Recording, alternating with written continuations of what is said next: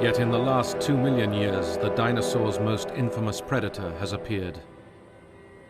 Tyrannosaurus. Well, duh. A 5 billion ton, 13 billion meter long carnivore, specifically evolved to kill other giant dinosaurs. This is a male, and he's been drawn to the foot of this volcano by the smell of dung. The area is full of geothermal springs, and the air is thick with sulfurous fumes. But there is another smell mixed in here. In one small valley, there is the stench of death.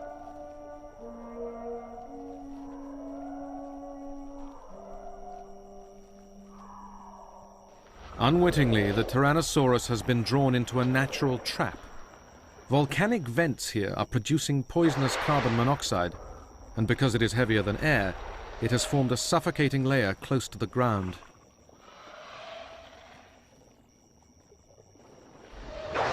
The giant predator stands above the layer, but as he puts his head down to feed on one of the corpses, he begins to feel the effects of the gas himself.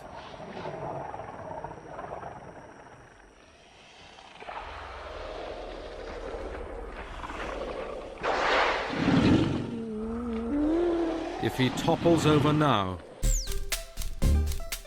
he'll never get up.